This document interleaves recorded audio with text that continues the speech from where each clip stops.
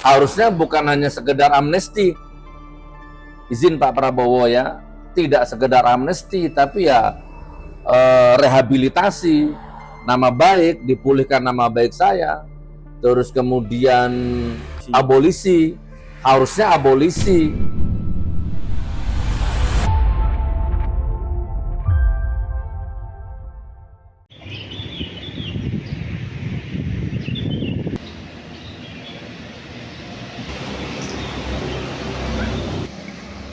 Oke. Sehat Mas Wahyu? Sehat, Gus. Betul, salim apa orang? Terus, jen. Alhamdulillah, ngapunten. Tidak satu. Ngapunten. Oke. Enak tidurnya, Gus. Sarapan belum nih? Yo, belum. Sarapan aja di sini.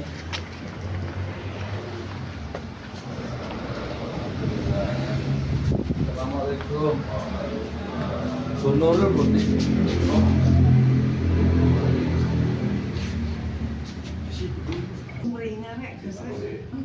Masya Allah. Oh siap, Gus, moga. Ya, alhamdulillah. Ribon. Gus, bagaimana Gus? Surat amnesti udah dapat? Ya, sampun saya cap 3 jari. Alhamdulillah. Jadi saya tidak perlu lagi absen ke Bapak setiap bulan. Jujur, jadi hari ini saya harus cancel beberapa jadwal di Padang, di Sumatera. 3 masjid saya cancel, tapi nggak apa-apa, ini juga bagian dari tanggung jawab. Intinya alhamdulillah semuanya berjalan lancar. Terima kasih kepada Bapak Semalang, Bu Nurul, Bu Sofia, dan semua yang ada di sini. Terima kasih atas bimbingannya. Saya keras dikit langsung ditelepon, Gus ojo keras-keras gitu. Alhamdulillah itu bagian dari bentuk kasih sayang beliau-beliau kepada saya. Mungkin gitu, Pribon. Gus, tanggapannya mendapatkan amnesti ini seperti apa? Kan sebelumnya sudah bebas bersyarat juga. Seperti apa? Bagaimanapun harus saya syukuri, walaupun kan kabar ini sudah saya terima waktu saya di dalam, bahkan sudah berproses, sudah sidang TPP apa gitu. Tapi harapan saya ini keluar waktu saya di dalam, harapan saya. Ternyata keluar dulu, baru saya dapat sekarang. Tapi apapun itu, terima kasih, matur suwun. Gus, nanti apakah tetap kritis, Gus? Kritis, insya Allah ya, itu kan bagian dari panggilan jiwa ya, dari dulu itu bagian dari tugas. Pemerintah itu wajib dikritik, sistemnya, pemerintahannya, bukan orangnya. Kalau orangnya tidak pernah ada masalah, tapi sistemnya itu wajib dikritik. Itu biasanya ngeritik DPR, digaji untuk itu. Nah, harusnya saya digaji nih ngeritik pemerintah itu ya. Karena saya sayang sama pemerintah, sayang sama negara Indonesia ini. Itu Mas. Gus, mengkritiknya nanti tetap seperti yang kemarin-kemarin atau ada cara Yang lain? kemarin kenapa? Yang sangat-sangat keras gitu? Ya hanya dirubah bahasanya saja mungkin ya.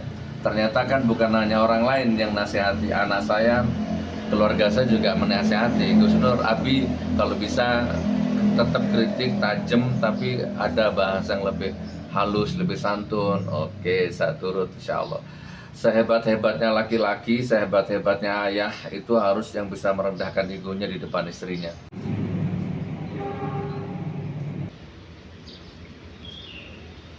Sugi Nur Harja atau lebih akrab dipanggil nama Gus Nur mendatangi Bapas kelas 1 Malang pada Rabu 6 Agustus 2025.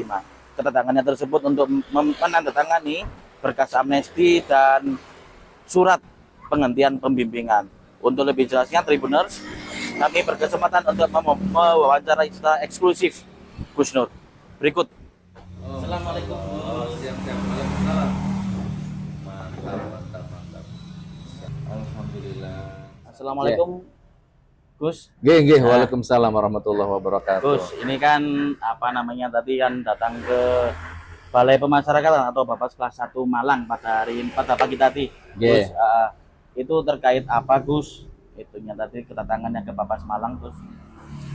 Ya, saya tadi tanda tangan dokumen bebas murni atau amnesti cap 3 jari.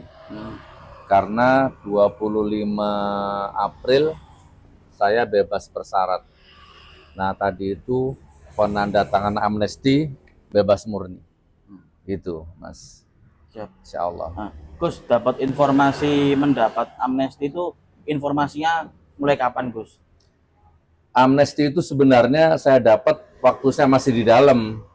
Saya bebas kurang 3 bulan, dapat bocoran, Gus Nur amnestinya insya Allah dapat amnesti.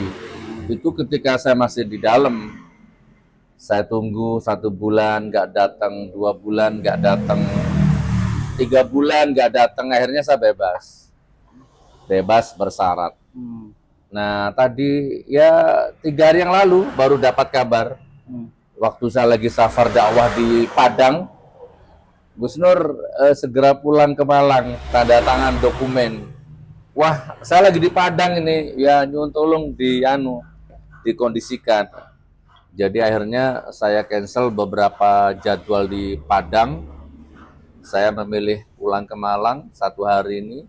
Insya Allah sore ini balik lagi ke Padang. Begitu, Mas. Wah, Masya Allah, minum es teh nih. Siap. Geng Mas, Iya. begitu. Baik, Gus.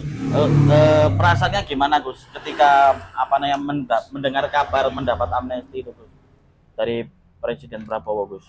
Begini, tidak mengurangi rasa hormat saya kepada Pak Prabowo ya. Ini eksklusif ya saya sampaikan, tidak mengurangi rasa hormat kepada Pak Prabowo dan tidak mengurangi rasa terima kasih kepada pemerintah Pak Prabowo atas amnesti ini. Terima kasih dan tidak mengurangi rasa hormat. Pun demikian, saya ini sudah menjalani 2/3. Jadi sebenarnya apalagi amnesti ini saya dapat setelah saya bebas. Jadi ya agak ibarat sayur sayur kurang garam gitulah ibaratnya ya. Ya dibilang ngefek ya ngefek, dibilang enggak ya enggak gitu. Biasa saja, tapi tidak mengurangi rasa hormat dan terima kasih saya. Tapi harusnya kalau saya boleh pendapat pribadi nih, harusnya bukan hanya sekedar amnesti. Izin Pak Prabowo ya, tidak sekedar amnesti, tapi ya rehabilitasi, nama baik, dipulihkan nama baik saya. Terus kemudian apa kemarin yang dikasihkan Pak Tom Lembong kemarin? Abolisi. Harusnya abolisi, rehabilitasi. Karena sampai detik ini tidak terbukti, fakta persidangan tidak terbukti. Yang saya alami itu 1000% kriminalisasi hukum. Jadi saya ulang ya Mas, ini jujur ya, bagaimana perasaan saya terhadap amnesti ini, tanpa mengurangi rasa hormat saya kepada Pak Prabowo dan tanpa mengurangi rasa terima kasih saya kepada Pak Prabowo, tapi kan saya boleh berpendapat ini, harusnya bukan hanya amnesti, tapi rehabilitasi ya, terus yang abolisi ya. Abolisi, rehabilitasi, bukan hanya sekedar amnesti. Karena saya merasakan bahwa ini full 100% kriminalisasi hukum. Di rezim 10 tahun yang lalu, rezimnya Pak Jokowi, bayangkan, dilaporkan sekarang saya, Gus Nur dilaporkan sekarang, seminggu diproses jadi tersangka. Dilaporkan sekarang, besok ditangkap jadi tersangka. Coba, itu kriminalisasi hukum. Jadi harusnya, sekali lagi nih, saya tekan ya, tidak mengurangi rasa terima kasih kepada Pak Prabowo dan tidak mengurangi rasa hormat saya. Bukan berarti saya tidak bersyukur, dapat amnesti kok nggak bersyukur. Tidak, ini bukan soal syukur. Ini soal penegakan hukum. Harusnya abolisi dan rehabilitasi. Bersihkan nama baik saya. Begitu, itu intinya Mas. Pak, melihat rezim yang 10 tahun yang lalu itu seperti apa sih Pak dibandingkan dengan saat ini? Rezim 10 tahun yang lalu itu, coba jejak digital saya itu banyak di medsos. Laknatullah, busuk, munafik, penipu, pendusta. Pak Hafid, Gus Nur ini. Oh, Masya Allah. Ya. Beliau notaris ya. Sebentar ya Pak Hafid, saya lanjut. rezim yang lalu itu munafik, pendusta, penipu, laknatullah, perusak, segala macam tatanan dirusak, etika hukum, etika kebudayaan, etika peradaban, agama, hubungan antar umat, antar rakyat, antar ulama, dirusak di rezim itu. Makanya saya marah waktu itu, 10 tahun yang lalu itu. Dan luar biasa, pengajian saya dibubarkan di mana-mana. Menteri Agama yang waktu itu Gus Yakut, Ketua Ansor, ngelaporkan saya di Bareskrim. Sekarang dilaporkan, seminggu saya dijemput di rumah tengah malam. Di penjara 10 bulan. Nah, terutama sekarang ini, Mas. Ijazah palsu ini. Yang ngelaporkan saya nggak ada legal standing. Saya tuh nggak pernah menyerang persona. Nggak boleh. Menyerang personal tuh nggak boleh. Menyerang Jokowi nggak boleh. Saya nggak ada hubungan sama Pak Jokowi. Yang saya kritik rezim kekuasaan. Itu boleh. Ternyata saya malah dijadikan musuh negara. Seolah-olah begitu. Dilaporkan oleh orang yang nggak ada hubungannya sama rezim. Nggak pernah ketemu sama Pak Jokowi, nggak ada legal standing dari Pak Jokowi, nggak ada surat kuasa, dilaporkan, diproses. Nah, saya ini korban, di penjara 4 tahun tanpa ijazah asli. 6 bulan kurang lebih sidang di Surakarta, tanpa ijazah asli datang ke ruang sidang. Hanya legal fotokopi ijazah yang dilegalisir kata jaksa, hanya berdasarkan ijazah fotokopi, tapi bisa diketuk palu 4 tahun. Tuntutannya 10 tahun maksimal, divonis 6 tahun. Banding, alhamdulillah, dikurangi 2 tahun jadi 4 tahun. Jadi intinya, harusnya tidak amnesti, harusnya abolisi, plus rehabilitasi, pemulihan nama baik. Itu, tanpa mengurangi rasa hormat saya kepada Pak Prabowo, ya, gitu Mas.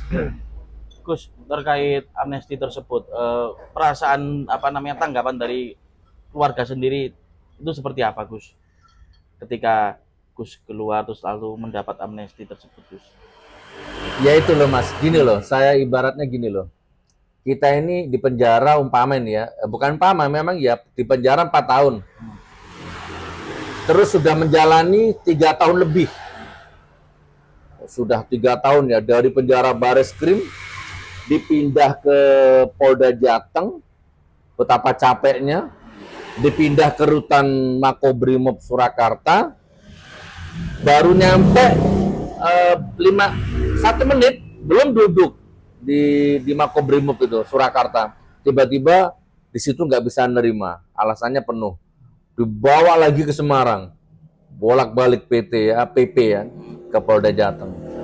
Di situ saya kurang lebih 2 bulan ya kalau saya tidak salah. Baru dipindah lagi ke Makobrimob Surakarta karena proses persidangan dimulai. Ini maksud saya, Mas. Intinya saya divonis 6 tahun, banding alhamdulillah dikurangi 2 tahun jadi sisa 4 tahun. 4 tahun saya ingkrah, sudah menjalani 3 tahun lebih. Tiba-tiba dapat amnesti, ada kabar dapat amnesti. Jadi rasanya ya nggak ada rasanya, sudah menjalani, sudah mau bebas. Kurang 3 bulan lagi bebas. Apa rasanya? Ya udah, penderitaannya sudah lewat. Momentum perjuangan mengelola ekonomi, mempertahankan keluarga, mempertahankan kestabilan sebagai ayah untuk anak-anaknya, suami untuk istrinya, itu selama 3 tahun. Begitu semua sudah stabil, ekonomi stabil, peradaban dalam rumah tangga sudah stabil, baru dapat kabar amnesti. Ya nggak ngaruh sebenarnya. Itu pun nggak turun-turun juga amnestinya, sampai saya bebas gitu. Begitu bebas, ya alhamdulillah, baru turun amnestinya. Mungkin kalau boleh gini, manfaat yang paling saya rasakan mendekati logika dengan amnesti turun ini mungkin gini Mas. saya sudah tidak perlu lagi laporan tiap bulan ke Bapas. Absen. Nah, hanya itu manfaatnya ya kan. Karena kemarin kalau saya dakwah di Padang, di Sumatera, di Medan, ini saya mau ke Batam, itu saya harus mengatur jadwal bagaimana supaya nggak sampai selip yang laporan ke Bapas itu. Nah, kalau sekarang kan sudah bebas, saya safar berapa bulan sudah nggak perlu mikir laporan lagi ke Bapas. Gitu, Mas. Selama di rutan tuh seperti apa, Pak? Hikmahnya yang apa yang dirasakan, lalu apa aktivitas pada waktu selama di rutan tersebut, Pak? Nah, ini luar biasa ini. Kan saya dijerat pasal Undang-Undang ITE, menebarkan berita bohong, menimbulkan keonaran antar ras, ya, suku, agama, dan golongan. Nah, ini yang lebih ngeri. Saya dijerat pasal penodaan agama. Gus Nur menodai agama. Ngeri ini, luar biasa ini. Nah, kalau pasal penodaan agama, Mas, apapun lah ya, bisa nyuri kotak amal, bisa melecehkan Nabi Muhammad, pokoknya wilayah agama. Itu kalau masuk di dalam penjara, Mas, hancur, Mas. Remuk, tidak dimanusiakan. Disiksa, dihajar secara fisik. Nah, tapi luar biasa, saya dikasih pasal penodaan agama. Tapi begitu saya masuk ke dalam rutan, ke dalam penjara, saya nggak hancur. Saya nggak dihinakan. Saya dimuliakan oleh teman-teman Nabi. Ya kan, saya dimuliakan. Saya ngimami sholat. Saya didaulat jadi khotib Jumat. Jadi nggak ada itu penodaan agama itu. Saya tetap bermanfaat, bisa menyebarkan agama, bisa dakwah di situ saya. Alhamdulillah, bahkan di rutan Surakarta, nah ini nanti insya Allah nonton ini ya, Pak Karutannya ini di rutan Surakarta itu. Kebetulan di situ ada masjid. Saya makmurkan masjidnya. Saya bikin acara zikir seminggu 2 kali, Minggu dan Jumat. Seminggu 2 kali zikir. 100 sampai 150 nak jamaahnya. Kita kasih konsumsi, kita kasih makan. Seminggu 2 kali. Nah, jadi bermanfaat, intinya bermanfaat, alhamdulillah. Jadi ada napi itu di luar sampah masyarakat, ditangkap, dijebloskan ke dalam penjara. Nah, lalu di dalam penjara dia tobat, menjadi orang terhormat, keluar menjadi orang terhormat, bisa diterima masyarakat. Nah, begitu juga saya, alhamdulillah.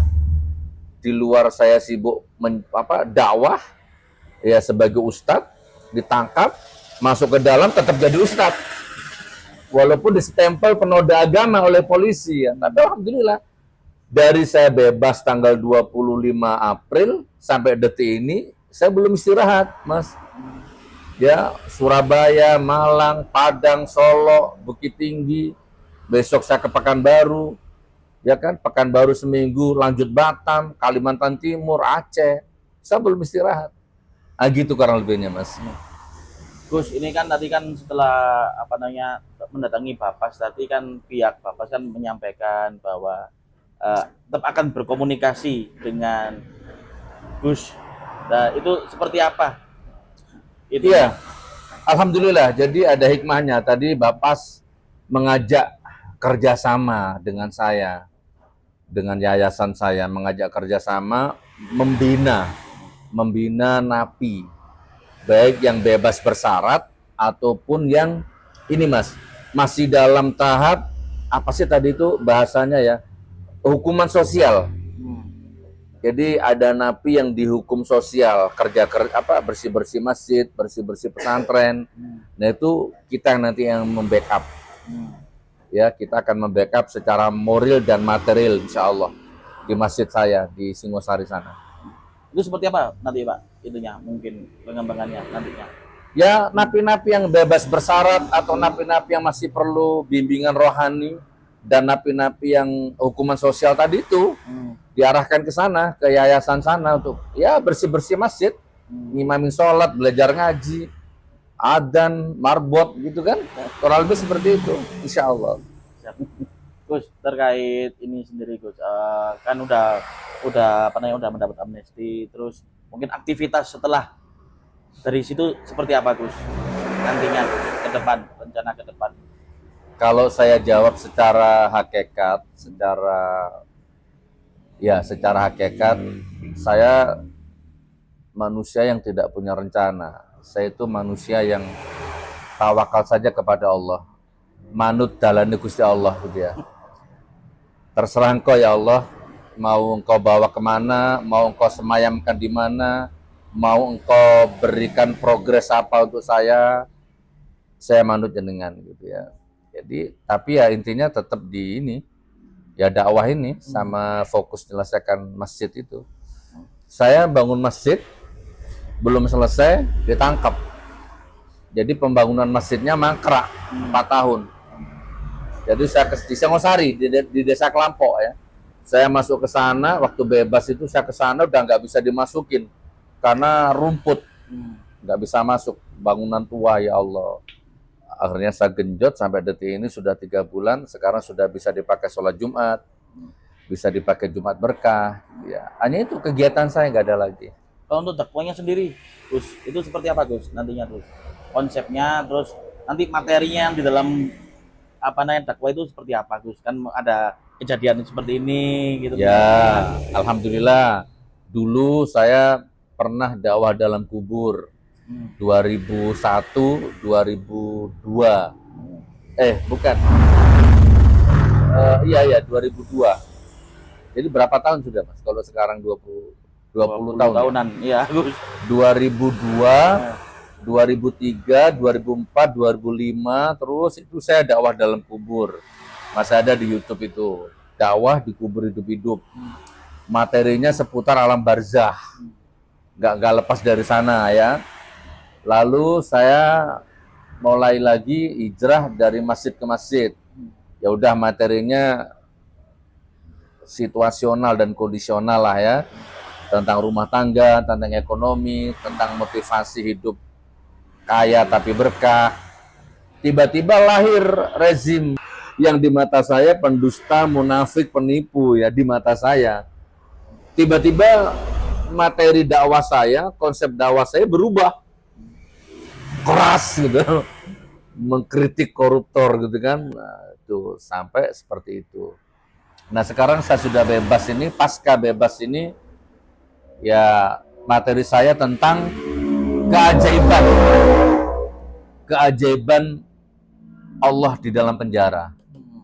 Jadi itu materi saya lebih banyak ke sana, karena di dalam penjara juga saya kuliah di sana, mondok di sana, sejauh retina mata memandang. Sejauh gendang telinga ini menangkap suara-suara di dalam penjara, sejauh desir hati ini mengembara, saya jadikan itu kuliah di dalam penjara. Jadi saya tidak di penjara kemarin itu Mas, tapi saya kuliah, Mondok. kuliah di Universitas Kehidupan, yaitu Universitas Rutan, dan mondok di Pondok Pesantren Kehidupan, yaitu di Rutan gitu. Gitu Mas. Insyaallah. Gus, ini kan terkenal dengan kritikannya Gus. Itu yang apakah tetap akan melakukan hal seperti itu Gus? Ke depannya nanti mengkritik pemerintah atau seperti apa gitu Gus? Kritik itu ibadah Mas. Mengkritik pemerintah itu ibadah ya, wajib bahkan. Makanya diadakan DPR kan fungsinya untuk mengkritik pemerintah. DPR itu dibuat dan digaji untuk menyalurkan aspirasi rakyat dan untuk mengontrol jalannya pemerintahan. Itu dibuatnya DPR. Nah, jadi saya ini sebenarnya mewakili DPR, gitu kan? Harusnya saya ini digaji nih. Loh, saya ngeritik rezim itu nggak ada gaji, Mas. Ya malah rugi, di penjara, ya kan? Nggak ada untungnya saya, nggak ada backing. Nah, jadi saya akan terus mengkritik. Karena saya ini sampai kiamat, saya oposisi. Ya, mengkritik dan mengkritik sistem, bukan mengkritik orang. Kalau pejabat zina, saya nggak mau tahu. Terserah urusan dia. Walaupun saya tahu ini pejabat ini zina ini. Karena teman wanitanya itu curhat sama saya. Loh, masa iya? Iya. Tapi saya nggak mau tahu.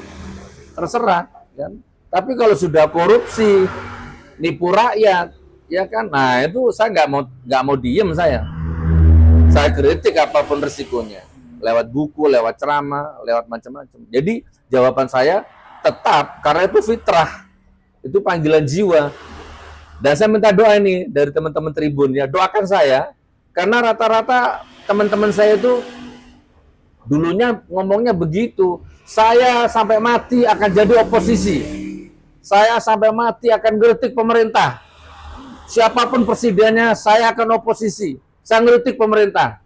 Dan saya nggak mau gabung dalam sistem pemerintahan. Tapi ternyata sekarang jadi komisaris, jadi masuk ke dalam sistem. Wah, itu saya nggak mau. Doakan saya ya.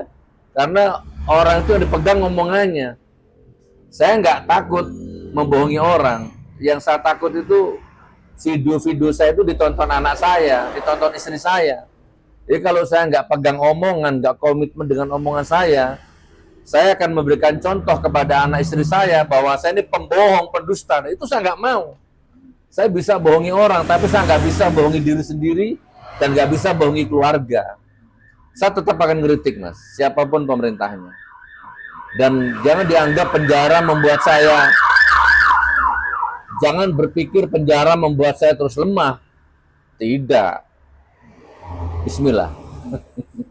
Gus, kan terkenal dengan bahasa kalimat-kalimatnya yang kasar dan sarkastis untuk Oke. kritikan. Mungkin kedepannya nih apakah nanti ada perubahan apa aja, Gus? Iya, dulu saya sebenarnya menurut saya itu bukan kasar. Misalkan di Jawa Timur ya, di Surabaya dan sekitarnya, kan udah biasa di Malang, Nangdi kan di Jawa Timur kan itu akrab. Kalau kepada orang tua dosa, kepada teman akrab terjadi estetika kebudayaan yang luar biasa. Tapi kalau kepada koruptor malah pahala. Jadi sebenarnya ini dibutuhkan kearifan lokal saja. Itu bukan kasar. Itu kalau ke bapakmu, ke ibumu jatuhnya dosa. Kalau ke teman akrab jatuhnya bisa semakin akrab. Kalau ke koruptor jatuhnya dapat pahala. Itu dia koruptor, pahala itu. Nah, tapi ya sudahlah, saya harus merendahkan ego. Ada jamaah yang pun Gus, betul damel kata-kata, ada anak saya juga, ada istri saya, pun enggak usah kata-kata. Ya kayaknya sih nggak ada salahnya saya rendahkan ego untuk menerima masukan anak istri dan menerima masukan jamaah. Kalau saya nggak ngomong kata-kata lagi bukan berarti saya takut. Ya, ini lebih menghormati keluarga. Anak saya juga semakin lama semakin besar, menghormati jamaah. Tidak dalam rangka takut. Gitu, insya Allah gitu, Mas. Masih saya. Masih. Gus ya. Apalagi? Mungkin terakhir Gus, harapannya terhadap pemerintahan saat ini Gus seperti apa Gus? Atau mungkin ada masukan Gus? Harapan saya sebenarnya putus asa dengan kondisi Indonesia ini. Saya putus asa dan saya malas berharap kepada manusia ya, kepada siapapun lah ya. Harapan saya cuma kepada Allah. Cuman karena ini jenengan tanya sebagai host, sebagai media, ya saya harus menjawab. Harapan saya, di mata saya, 10 tahun yang lalu itu rezim yang sangat rusak. Rezim penipu, laknatullah, munafik. Jadi harapan saya kalau bisa rezim yang sekarang ini tidak usah lagi dia bayang-bayangi rezim yang dulu. Tidak usah lagi tunduk menghamba ya kepada rezim yang dulu. Sudahlah, sekarang ini contoh ini Pak Presiden Prabowo. Sudah, sekarang ini apa namanya? Semua instrumen hukum, semua kekuatan sudah ada di tangannya Pak Prabowo ini. Kesempatan. Ya, saya nggak tahu sih di belakang panggung, kepentingan global, ilmu saya nggak sampai ke sana, Mas. Ya, tapi ini sebagai orang awam, ya sudah, potong leher kayak koruptornya, congkel matanya kayak koruptor itu, kan gitu ya.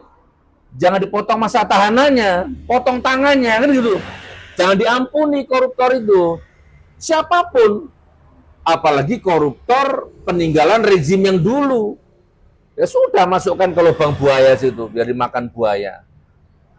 Gitu maksud saya, itu harapan saya ya. Indonesia ini bebas korupsi, hukum mati korupsi, rampas aset semua koruptor itu.